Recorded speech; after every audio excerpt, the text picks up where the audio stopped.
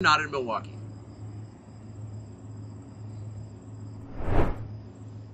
Mr. President, thanks for joining us. Thank you. Why aren't you at the Fox News debate tonight in Milwaukee? Well, a lot of people have been asking me that, and many people said you shouldn't do them, but you see the polls have come out, and I'm leading by 50 and 60 points. And, some of them are at 1 and 0 and 2. And I'm saying, do I sit there for an hour or 2 hours, whatever it's going to be, and get harassed by people that shouldn't even be running for president? Should I be doing that? And a network that isn't particularly friendly to me, frankly. They were backing Ron DeSanctimonious like crazy, and now they've given up on him. I mean, it's a lost cause. It reminded me very much of 2016. In 2016, I went through the same stuff and had to fight them all the way, and then they became very friendly after I won, or just about when I was winning. But I just felt it would be more appropriate not to do the debate. I don't think it's right to do it. If you're leading by 50, 60, I have one problem leading by 70 points, and I'm saying, why am I doing it? And I'm going to have 8 people, 10 people, whoever made the debate, I don't know how many it is, but I'm going to have all these people screaming at me, shouting questions at me, all of which I love answering, I love doing, but it doesn't make sense to do them. So I've taken a pass, as you probably noticed. Well, I did. I'm grateful that you did. It's interesting, though, because you spent a lot of your career in television. Yeah. You had a top show in television on NBC. But you don't feel the need now running for president to do television, obviously. Do you think television is declining? Well, according to a poll that I guess we just saw, it just came out where it's down like 30, 35%, but I think they were referring to cable. I think cable's down because it's lost credibility. MSNBC, or as they say, MSDNC, is so bad. It's so wrong what they write and what they do and what they say. It's fake news, as I said. I think I came up with that term. I hope I did, because it's a good one. It's not tough enough anymore. It's corrupt news. Really what you do is call it corrupt news, but somehow that doesn't play as nicely. But it is corrupt news. So you have MSNBC and you have CNN, who's absolutely doing no ratings at all. I mean, they're dead. But they're doing none because they don't have credibility. They really don't have credibility. Fox is way down, as you know. And the good old days are long ago. I will say this, it could come back, but they just don't have a lot of credibility. Tucker, you know that perhaps better than anybody. I think it was a terrible move getting rid of you. You were number one on television, and all of a sudden we're doing this interview, but we'll get bigger ratings using this crazy forum that you're using than probably the debate or competition. When you say there are people on stage who shouldn't be running for president, who do you mean? Well, I don't want to really use names, but it wouldn't matter too much. A guy like, I call him Ada Hutchinson. It's Asa, but I call him Ada. Why do you call him Ada? I could tell you, but I don't want to get myself in a little trouble. But he's weak and pathetic, and he was, I never understood the guy, never knew him. He was the governor of Arkansas, not a very popular guy. I don't know how but that state is such a great state. The people are so incredible in that state, and they love me and I love them. How does this guy get elected governor of Arkansas? But he's nasty always, and has been. A guy like Chris Christie, the guy left with a 8%, think of it, 8% approval rating in New Jersey. Now he's running for president, and he runs solely on the basis, let's get Trump. He's like a savage maniac. He's like a lunatic. And that's all he talks about. His poll numbers are very, very low. He's about 2%. What's he like? You know him well. No, I've been friendly with him over the years, but I couldn't give him a job because I just never trusted him very much. I was just never one of his people that really trusted him. I never gave him the job. And that's one of the reasons he feels so hurt and so betrayed. And I understand that. I really do. I understand it. But I never gave him. He wanted to be different things. He was looking at different elements of the administration, and I decided I didn't want to do it. And now I'm glad I did, because you see, but we had some great people. I had great people. We'll have even better people if we do this, because now I know Washington. Before I didn't know Washington. But guys like Bill Barr were terrible. I mean, they were, I would say, Bushies. I say that with respect to the Bush family, but they were Bushies, and it doesn't work out for us. It was clear, this is kind of far afield, but it was just interesting. I read Barr's account of his time. He wrote a book about it, right? His autobiography. And in it, he lies about Jeffrey Epstein's death. Clearly lies. Do you think Epstein killed himself sincerely? I don't know. I will say that, he was a fixture in Palm Beach. Yeah. I don't know what Barr said about it either. I have no idea what he said. What did he say? He killed himself, probably? He said he killed himself and that they were going to do this investigation. They never did the investigation. It's never been public. Well, and they hid it. And why are they doing that? And clearly Barr knew. But why would Bill Barr be covering up the death of Jeffrey Epstein? Bill Barr didn't do an investigation on the election fraud either, okay? He said he did, and he pretended he did, but he didn't. McSwain, the U.S. attorney in Pennsylvania, Philadelphia, said Barr just wouldn't let him do it. It was crazy. Barr became so petrified, so frightened of being impeached. They were going to impeach him. I don't know if you remember it. Yeah. It's not a big moment in history. But they said, we're going to impeach. They play a much rougher game, the left, the lunatics. And they were going to impeach Bill Barr, and he was petrified. Now, how do you not get impeached? Don't do any of this stuff. But he didn't do the job there. I don't know what he did with Epstein, but possibly he didn't. Do you think it's possible that Epstein was killed? Oh, sure, it's possible. I mean, I don't really believe. I think he probably committed suicide. He had a life with, beautiful homes and beautiful everything, and he all of a sudden he's incarcerated and not doing very well. I would say that he did, but there are those people. There are many people. I think you're one of them, right? But a lot of people think that he was killed. He knew a lot on a lot of people. He was killed. You think so? I think the closer you look, I'm not a conspiracy person at all. I believe everything I hear. But yeah, the closer you look into it, I mean, the Attorney General of the United States, your Attorney General, clearly lied about the Epstein death. Yeah, and he was. Why? He was certainly. It wasn't well done. They had no cameras. They had no anything. Everybody was sleeping, and a case could be made. Look, I'm not going to get involved in it, but I can tell you, a case could be made either way. But it certainly wasn't the most well-run place. So the reason I'm asking you is I'm looking at the trajectory since 2015 when you got into politics, for real, and then won. It started with protests against you, massive protests, right. Organized protests by the left, and then it moved to impeachment twice, right? And now indictment. I mean, the next stage is violence. Are you worried that they're going to try and kill you? Why wouldn't they try and kill you, honestly? They're savage animals. They are people that are sick, really sick. You have great people in the Democrat Party. You have great people that are Democrats. Most of the people in our country are fantastic, and I'm representing everybody. I'm not just Republicans or conservatives. Right. I represent everybody. I'm the president of everybody. But I've seen what they do. I've seen the lengths that they go to. When they make up the Russia, when that's exposed and they go down, and Barr should have gone after them, and other people should have gone after. And they did very late, because the Durham report came out. It was fairly good. It could have been a lot tougher, I guess, but it was fairly good. But it explained how corrupt it was. I'll tell you who did a great job was the Inspector General Horowitz. He did a phenomenal report. You didn't have to go to Durham. He did it on Comey and on, I guess, McCabe and some others, and it was a vicious, it was basically a true report, how bad they are. But these people are sick people. These are people that I think they hate our country. You want to know the truth. When you see open borders, when you see these policies that they have, and so many other things, it's so sad to see.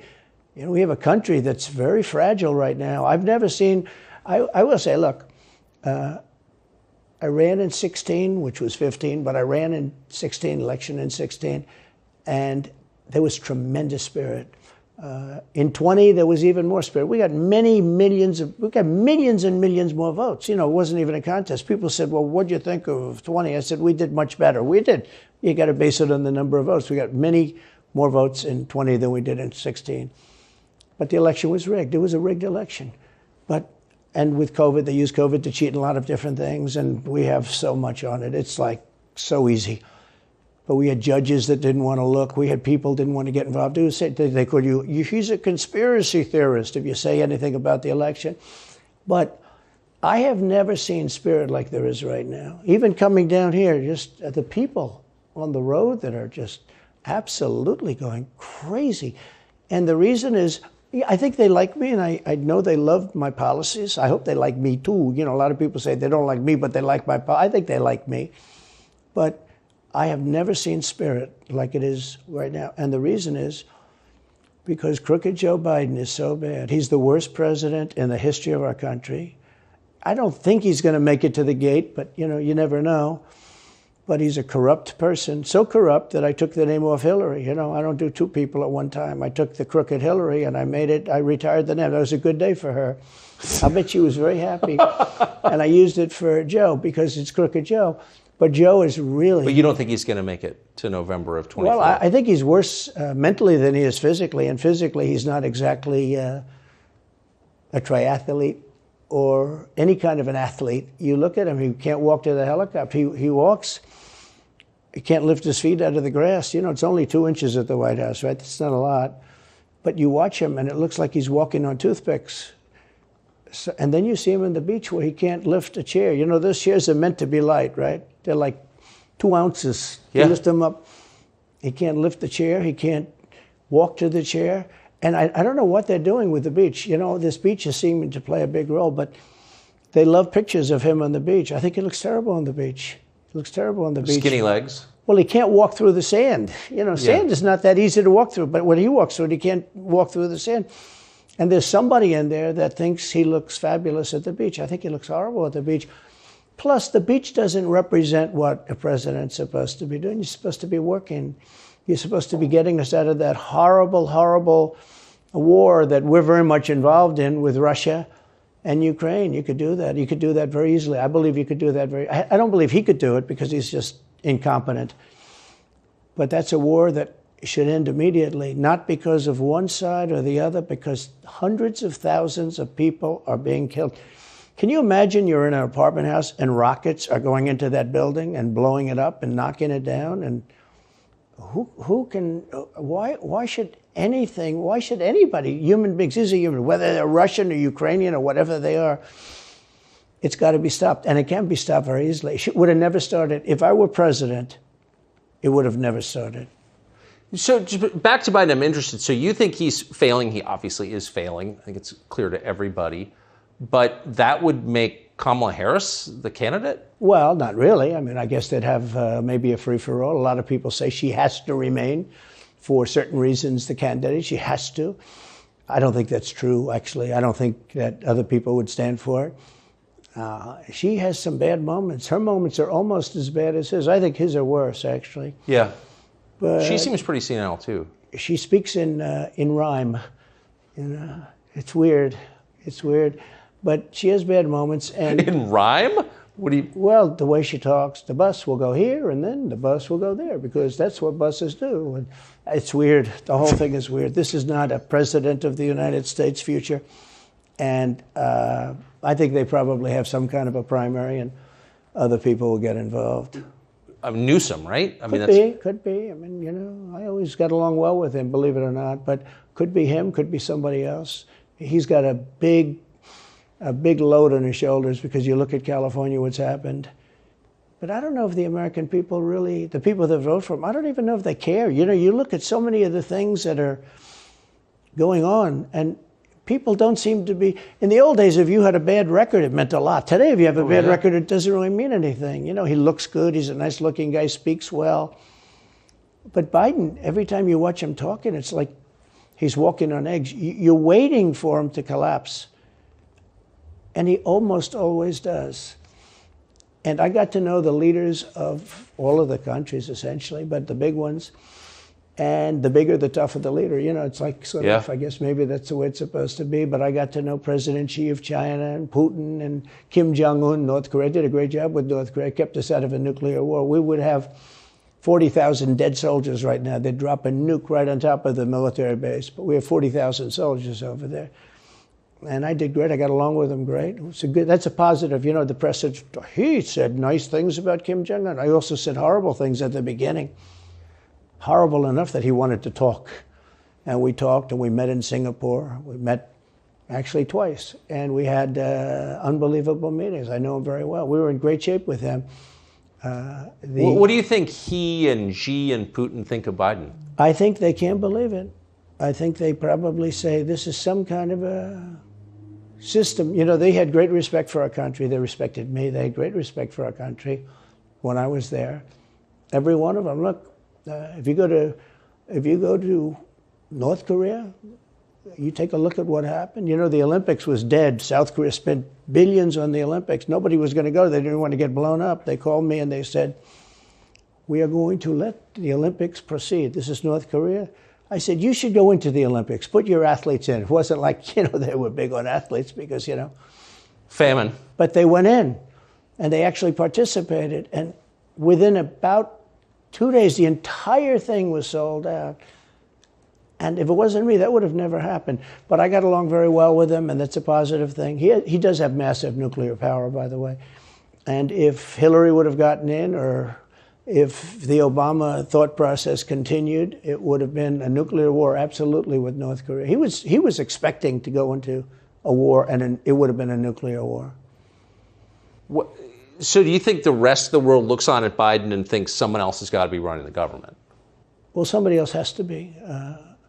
I don't think he's capable of doing anything. Look, when I debated him, I said, how come, and this was in front of probably not a friend of yours, Chris Wallace. He was the moderator. Not a friend. I said, why is it he wants to be Mike, but he doesn't have the talent? It's one of those bitchy little man. He wanted to be his father, but he didn't have the talent of his father was great. His father, a little fussy man. His father interviewed me in 60 Minutes. It was actually a 10. Can you believe it? No, I totally believe his father had talent, at least. I may have been the only guy that he gave a good 60 Minutes to. He was rough. Really? His father was tough. He was great, though. He was great at what he did. But Chris Wallace was so upset. He was guarding this guy who wouldn't do a show, by the way. He wouldn't do. I figured I didn't mind Chris Wallace because Biden wouldn't do a show. And it was very obvious. He kept asking him and asking, but he wouldn't do the show. So I figured he's got to like me. But he came from a different planet. But remember when I asked the question, why is it that the mayor of Moscow's wife is allowed to give you $3.5 million? Don't forget, that was brought up. Now it's brought up all the time, but that was brought up by me long before anyone ever heard of it. I said, the mayor of Moscow's wife giving you $3.5 million. What did you do to deserve $3.5 million? To Biden. And Chris Wallace said, this has nothing to do with the debate. I mean, he got in the way of the question. No, it was crazy. And I said, well, wait a minute. He got $3.5 million from the mayor of Moscow's wife. Now, people forget that, but if you go back and take a look, you will see. And Chris Wallace didn't want me to ask that question. I said, I think it's a very appropriate question. It turned out to be much more appropriate than people thought. Amazing. So do you have a preference in, assuming you're the Republican nominee and all goes as you plan it to go, do you have a preference in who you run against? In many ways, I'd love to run against him because his record's so bad. It's still horrible when you look at inflation and everything else, but others also have very bad records. I mean, California's a bad record, so, should it be Gavin or should it be somebody else? When I look at San Francisco, what's happened to that incredible city? That was one of the greatest cities in the world just a short while ago, and now it's very sad when you look at it. Los Angeles, every city practically, all the Democrat-run cities. Republican-run cities are doing very nicely because they arrest people when you have crimes. And they don't go after political candidates because they think it's good. It's been amazing. My poll numbers are the highest I've ever had. But because people understand it. Can I just ask you, that gets back to my original question. So if the protest didn't work, you got elected anyway. Yeah. Impeachment didn't work twice, obviously. Indictment is not working. Your poll numbers go up. When they raided Mar-a-Lago in August of last year, your numbers went up. They can indict you 20 times, and you're not going to lose the Republican primary because of that. Well, so it makes it look even more ridiculous. I mean, the 4 indictments, and maybe there'll be more. I don't know. These people are crazy. But they're counterproductive. So if you chart it out, it's an escalation, is what I'm saying. Yeah. So what's next? After, try to put you in prison for the rest of your life, that's not working. So, don't they have to kill you now? I think the people of our country don't get enough credit for how smart they are. And I'm not sure I would have said this 10 years ago, but they get it. They really get it. When somebody gets indicted, your poll numbers go down. When somebody gets indicted, you announce, ladies and gentlemen, I'll be leaving to spend time with my family and to fight for the rest of my life on this stuff. But you're out of politics. I got indicted 4 times. All trivia, nonsense, bullshit. It's all bullshit. It's horrible when you look and you look at what they're doing. the boxes hoax. I'm covered by the Presidential Records Act. I'm allowed to do exactly that. He's not covered, and he's got 25 times the number of boxes, and he's got them stored in Chinatown. He's got them stored in a flimsy garage underneath his Corvette at Penn. And by the way, at Penn, he gets millions of dollars. China pays this guy millions of dollars. See, I think he's the most corrupt president we've ever had, and he also has the distinction of being the most incompetent. And I believe both. I mean, he's both incompetent and corrupt. So and I actually believe he's compromised because China knows so much about him. They know where the money comes from. They know where it is, who paid it, and they probably paid it. Well, they do pay Penn, and he gets $1 million. I think he takes $999,000 because, keeps it a little bit under $1 million, like by $1. But he, in many ways, is a Manchurian candidate. We have a Manchurian candidate. And he's afraid to tell Russia to get out of Cuba. He's afraid to tell China to get out of Cuba. He's afraid. China now is building, think of this, China is building military installations in Cuba. The Cuban population of Miami is not too happy because they're never going to be able to go back. And you don't even hear about it. And the worst culprit is the press, the media, because normally, when I first heard that China's building installations in Cuba, and installations means military installations, okay, they said just some communication. They did that on the islands with Japan. They took the island, they started this massive construction, and they told everybody, including the Japanese have to be very careful, they told everybody that this is a housing development. They're going to build a housing development. And I said, how come the runway is 20,000 feet long? Private jets need 4,000 feet. They don't need 20,000 feet. The big ones need 20,000 feet. They don't even need 20. And I looked at the runway. I said, that's the largest runway ever built, both in width and length, for housing development. There's nobody that has a plane that big that you would have a runway that's Why is for China testing. allowed to conduct imperialism in our hemisphere? Well, yeah, and it's far beyond Cuba. It's all over South America. Yeah, in the Caribbean. So we built a thing called the Panama Canal. We lost 35,000 people to the mosquito, malaria. Yeah. We lost 35,000 people building. We lost 35,000 people because of the mosquito. Vicious. They had to build under nets. It was one of the true great wonders of the world. As he said, one of the 9 wonders of the world. No, it was one of the 7. It happened a little while ago, It says 9 wonders of the world. You could make 9 wonders. He would have been better off if he stuck with the 9 and just said, yeah, I think it's 9. But this is one of the true 7 wonders of the world. And you take a look at the Panama Canal. It was such an incredible engineering marvel. We sold it under Jimmy Carter. We sold it to Panama for $1. The following day, they quadrupled the amount of money that ships had to pay to get across. They didn't lose one ship. And now they've made it much bigger, and now they've widened it. They've doubled it, right? They've more than doubled it. And it's one of the most profitable things. Any time it's just incredible, right? We gave it away for $1. China now controls it. They actually control the Panama Canal. They run it, they control it. And we shouldn't let that happen. And we can't let China be in Cuba. And they'll get out. If I'm president, they'll get out. Because I had a very good relationship with President Xi, but he respected this country, he respected me, and he'll get out. And we can't let them run the Panama Canal. We built the Panama Canal. Should have never been given to Panama. We should have had it. But we gave it for $1. Think of it. They quadrupled. In one day, they lifted the fees, which are, pretty big, for these massive ships to go through, right? Rather than going around the Cape and through all the tremendous storms, such beauty, it's beautiful stuff. But you didn't want to get caught in those storms. Those were storms that wiped out the biggest ships. And we go through the Panama Canal, we built it, and we gave it away for $1. Think of that, how stupid are we? We have done the stupidest things in this country. And now we have a president that can't put 2 sentences together, can't speak, can't walk, can't talk. I don't think he gets to the starting gate, but these people do miracles. I mean, he ran out of his basement, and you got away with that one because of COVID, so he sort of got away with it. They cheated on the election. But you have people that are very smart, but they're fascists, and they're radical left lunatics, and they're destroying our country with the all-electric cars and the windmills all over the place, which, by the way, don't work, and they're all, most of them made in China. For the most part, they're made in China. Germany a little bit, but China. But you look at what's happening to our country, even no voter ID. I mean, why don't they want voter ID? There's only one reason they don't want voter ID, because they want to cheat. I mean, who doesn't want, the Democrat convention, the last one, they had voter ID that was this big. It looked like a prison card, this big on their chest. You walked in, they had your picture, your this, your fingerprint, they had everything. The most incredible voter ID I've ever seen. That was to get into the Democrat National Convention.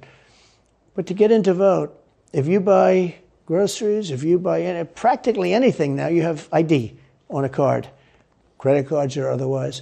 But don't you think it's racist to have to show your ID? Well, they probably say that. They use anything not to show ID, because voter ID is pretty simple. And we could go back, and we should go back to all paper ballots, voter ID, same-day voting. France did it. France had mail-in ballots, and it was terrible.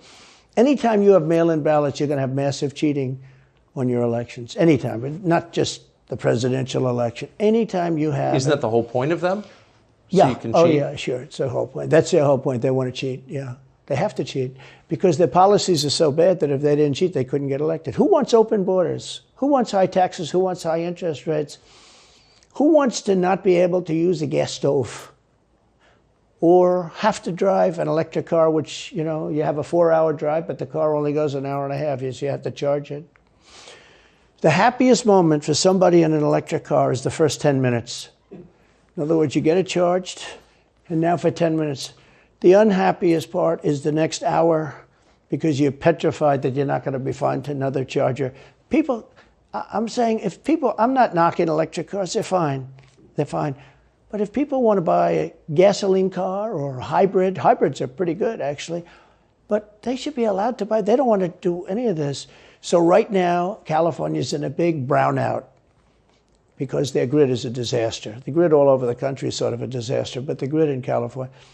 And yet, they want to have, in a very short period of time, millions and millions of cars going off that grid, essentially. It doesn't work. So plug your car into a grid that's failing. You should be able to buy an electric car. Electric cars could be fine if you drive short distances and you want to have, whatever, and you have plug-ins everywhere you go. They could be fine. But you got to have gasoline cars. You got to have everything. Let people buy everything. Now the new thing is your heating systems in the house. They don't want you to have a modern-day heating system. They want you to use a heating system that will cost you at least $10,000 to buy and won't work very well. None of the stuff works as well. One of the things I did with EPA is you have states, many states, most of the states have so much water. It comes out of heaven, right? The water pours down and you have it. It's there. It's got to go wherever it goes, into the oceans, whatever. It's not like a big problem. Now, in some states, they have a problem. You have some desert areas and all, and for that, it's okay. But they have sinks where no water comes out. You turn it on, no water comes out. No water comes out of the shower. No water is allowed to go into the washing machine for your dishes or for your clothing or what. And I avoided all of that. Wait, they have sinks where no water comes out? Sure, you have restrictors. When I say no water, very little water. You want to wash your hands, right? Yeah. And you've seen this, and you turn on the sink and it's very little. Or you want to wash your beautiful hair, right? And you're standing under a shower. Then the suds never go. The water comes out very slowly. I'm sure you've seen this. It usually takes place in new hotels and new homes. Yeah, you take a drill and take the they have limiter out. Well, you can, but now they make it so you can't do that so easily. They have a restrictor. It's called a restrictor, and it restricts the water from coming out. So I ended all of that, and you have to see these. They let the water come out. You know what people do? They wash their hands like 5 times longer, or in the washing machine, they'll press for their. Let's say the dishwasher, they'll press it, then they'll press it about 7 or 8 times. Yeah. They'll end up using more water, and it still won't be very good. I met with the head of Whirlpool. They were practically going out of business during my administration, and they said to me, from Ohio, incredible, great state, I love Ohio, and they were really doing badly because people were dumping washing machines all over, mostly from South Korea, but also from China. And he was explaining it's just a terrible situation. I said, let me ask you, how's the quality? He says, we're better, but they are good enough quality. But, of course he's going to say that. But, they are better. He He said, but they don't allow us. They're dumping these machines. They're cutting us in half. They're killing us. And on top of it, the government won't let us use water in our machines. I mean, he shows me like a quarter of a bottle of water. That's supposed to be washing clothing. And I freed it all up, and I put tariffs on these countries that were selling and the machines coming into the country. And that company went from all the washing machine companies, they make washing machines, they make dryers, they make all of the different machines that do this kind of work, including dishwashers. And they went from a disaster area to being just thriving. But can I ask, they love me in that part of Ohio. Well, I bet they do, but why should EPA, no one at EPA was elected by anybody, why do they have the power to decide how much water your washing machine uses? Shouldn't Congress in a democracy get to vote on that? Yeah, you could say that. They do things that are not very... So how do you, that's my question, how do you, if you get elected again, go back to Washington, how do you keep the agencies under control? How do you keep FBI and CIA specifically under control? The way you do it, like I fired Comey, that was a big deal. You know, a lot of people said, and I fired him very early. Somebody said, oh, I wish you would have fired him. There was a real question about firing him. Anyway, you understand, because, you know, when they have a 10-year term, there is a question. I fired Comey. That was a great thing. If I didn't fire Comey, maybe I wouldn't be talking to you, or I'd be talking to you about real estate or something else other than politics, right? That was a coup, in my opinion. That was a very sick deal. That was the insurance policy. You remember the insurance policy? Oh, she's going to win, darling. She's going to win. But just in case she doesn't, we have an insurance policy. An insurance policy was what they were doing. And we caught them with that. That was a very important tweet or whatever it was, text. It was a big deal. That was a big deal. The insurance policy. She's going to win 100 million to 1. That's not good odds. At least they gave me one, right? 100 million to 1. But just in case she doesn't win, we have an insurance policy. And everybody said, that's strange. That's strange. But we caught all of that because I fired Comey. Because when I fired Comey, it was like throwing a rock into a hornet's nest, into a nest of bees, and the place went crazy. So when you were president, are you confident that you knew everything, say, CIA was doing around the world? No, I'm not. It's a very interesting group of people. I had very good relationships, I thought, but I was a little surprised when I got out that, you know, things go on. Look, it's... What were you surprised by? I was surprised. I think it's some of the people. I was surprised that there was... I had a group of people. Look, we killed many, using the CIA, I have to say this, very bad actors. We were very good at it. You look at Soleimani, you look at al-Baghdadi, bigger than Osama bin Laden. I mean, Osama bin Laden, but al-Baghdadi did ISIS, and he was rebuilding ISIS very strongly. And that was the CIA that did that? That was really us that did that. Yeah. That was really us that did that. And Soleimani was us that did that, not so much CIA. But we did some very good work with the CIA. What I started, you know, when I looked at the 51 intelligence agents saying that was the laptop from hell was Russia disinformation, when I took a look at that, I said, that's a horrible thing. They knew it wasn't. They knew it was not. And by the way, you're talking about cheating on the election? McLaughlin and Fabrizio, great pollsters, they said a thing like that plus other things meant anywhere from 10 to 17% of the vote would change. Whatever happened to Mike Pence? You've always been nice to Pence. I've never heard you criticize Pence. You've defended him in public many, many times. He's out there attacking you. What is that? So Mike wants to run for president. You got to understand, in my opinion, Mike Pence had the absolute right to send the votes back to the legislatures. The Democrats and everybody said, you don't have the right. In other words, what I said, is he a human conveyor belt? You mean if he finds fraud in Pennsylvania, in Georgia, in any of these states, Arizona, he has to send them to Mitch McConnell, right? That's right, sir. Well, if he finds fraud, he has to? Yes, sir. I said, so he's a conveyor belt. Boom, put him in. I said, I don't agree with that. And we had some lawyers, not all, we had some lawyers that said, no, you do have the right to send them back to the legislatures to be rechecked. Because if you looked at what went on in Wisconsin, who, by the way, now agree with me, Wisconsin has been virtually, other than the fact they're not allowed to do anything statutorily, But Wisconsin has been, I mean, what they found is incredible. I mean, we won Wisconsin. But Mike Pence had the right, in my opinion, to send him back. Do you ever talk to him now? No, I haven't spoken to him in a long time. I was very disappointed in him. I didn't want to do what Thomas Jefferson did. Thomas Jefferson, it was Georgia. And it was, hear ye, hear ye, the great state of Georgia is not capable or allowed to tabulate their votes. And Thomas Jefferson, who was the vice president, said, is Georgia sure that they cannot tabulate their votes? Georgia is sure. He didn't send it back and have them redo it. He said, we will keep the votes of the great state of Georgia for Thomas Jefferson and his president. I didn't ask him for that. Could have done that too, but I didn't. I thought that would be turmoil. I asked him to send him back to his legislature, to the legislatures, you know, in Wisconsin, let's say. But why didn't he? I mean, you'd worked together for 4 years. You're the president. He's VP. You say you're aligned on everything. I think he got very bad advice. I really do. Now, let me tell you what happened. I sat there with a few people. I think his lawyer was in the room too. His lawyer was very much against it. There were other lawyers that felt you could do it. It was one of those things. I think you could have done it. I think you can always do something if you see fraud or if you see problems.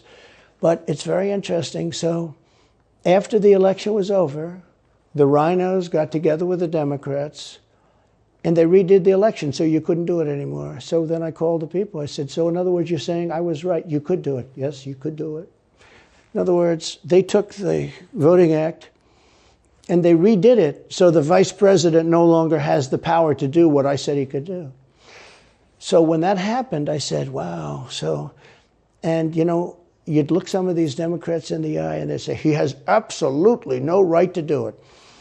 And immediately after the election, they met rhinos, could name them all, and Democrats, and they approved legislation that takes away the right of the vice president to do it. So I said, so you're saying I was right.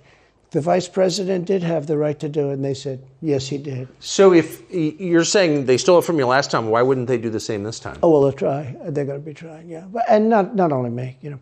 Look, DeSantis is out. I think he's gone. So he was at a level. People have figured him out. He's gone. But if somebody else got in, other than me, they'll go at him just as viciously as they did me.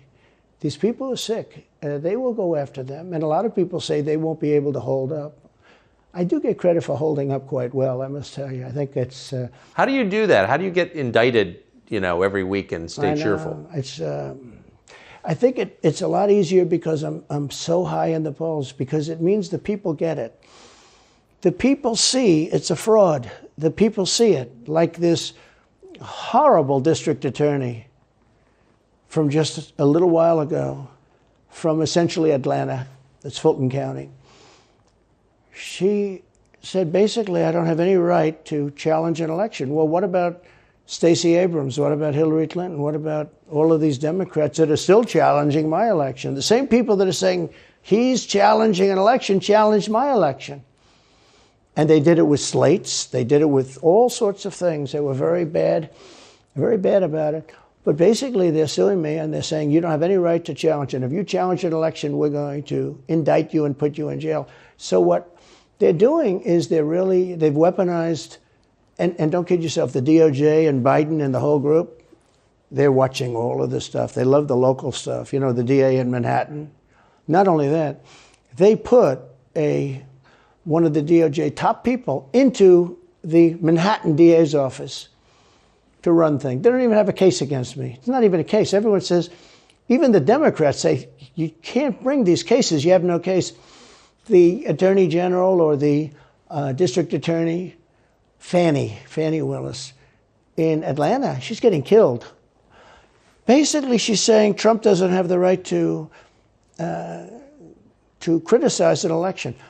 But you've been around long enough now. You've seen many elections criticized. I mean, Hillary Clinton goes crazy. Every time she talks, she says, he's not the president. Jimmy Carter said, he's not the president. Well, I am the president. Hillary Clinton called me, by the way, at 3:02 in the morning. to congratulate me the night of the election. Did her voice crack? Well, her voice was it's very different, I will say. I won't get into that. But what do you mean? Her voice was very different. Don't forget, they were all celebrating at 5 o'clock in the afternoon. And I came home and I said, I think we won. I felt we won because the rallies are so big. We'd go to Wisconsin and we'd go to Georgia. We'd go to different states. In Michigan, we'd have rallies. In Pennsylvania, we had 58,000 people in Butler. And I said, how are we losing this? How do you have a rally where you have from 50 to 100,000 people, many of them? I did 7 a day for a couple of days. That's a lot. That's a lot. These are big rallies, too. And I didn't hold back. I didn't say, let's make them let's do abbreviations, right? But they challenged the stuff. Yeah. Hillary called me up and conceded. Now, the word is that Obama said you have to do that. But she called up and totally conceded. But now, every time you see her on television, she's saying, she's challenging the election. Do you think... So that would mean that she should be indicted, but that would mean also that Stacey Abrams in Georgia should be indicted, because she still thinks she won the election for governor. She still thinks that. She's never recanted. And do you think Stacey Abrams will be indicted for that? No, of course not. She won't be. The Democrats don't get indicted for things like that. They don't get impeached. No, it's a different thing. With that being said, yes, I had great support when they did impeachment hoax number 1 and impeachment hoax number 2. Jim Jordan, the House was fantastic. And actually the Senate was very good for me, other than, Mitch McConnell. I think it's too bad I endorsed him. He was begging, he was going to lose that race, and I endorsed him, and he ended up winning the race because of my endorsement. He was down, he was going to lose to Amy McGrath. She was $90 million in cash, all set to go. She was leading by 3. He was going down. I did him a favor, and then 3-4 months later, he really wanted to impeach me. He's a bad guy. But if you look at what's going on politically, it's so interesting. The level of loyalty is different in politics than it is in normal life, I will say. With that being said, I've had great loyalty also. But the House was fantastic. The Senate was very good. They overrode Mitch McConnell. Mitch McConnell, in my opinion, was trying to get senators to impeach me, especially for the second one. And on the first one, he acted very, very slow. He should have gone much faster. But Mitch McConnell wanted to, and the senators went up to him, guys that are subservient to him because he gives money. He gives them money. He gives them a lot of money. He raises some money and he gives it to them, and therefore they do what he said. That's the only form of leadership he's got. So last question. If you're elected president again, what's your number 1 priority? When you ran last time, you said, I will build a wall. This time, your bottom line top promise to the country. So you can do numerous things at the same time. Of course. But let's say number 1 is a border, and taking hundreds of thousands of criminals that have been allowed into our country and getting them out and bringing them back to their country, Guatemala. By the way, not only the 4 countries that we think of as neighbors, all over the world. Last month, we had 149 countries represented. Think of it. We had 149 countries represented, Tucker, from places that many people never even heard of, coming into our country. And they're coming in from mental institutions, and they're coming in from prisons. They're emptying out their prisons all over South America. They're emptying out their mental institutions. Terrorists are pouring into our country. We have no idea. I had the strongest border in the history of our country, and I built almost 500 miles of wall. They like to say, oh, was it less? No. I built 500 miles. In fact, if you check with the authorities on the border, we built almost 500 miles of wall, and I had another 200 that I was going to build. It's like water. It seeks. And we're going to build another 200. We built it. It was all set to go. All they had to do was install it. It would have taken 3 weeks. And that's when I found out. I said, I think these people actually want open borders.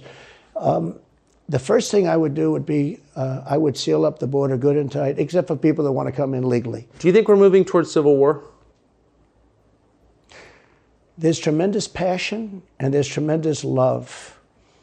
January 6th was a very interesting day because they don't report it properly.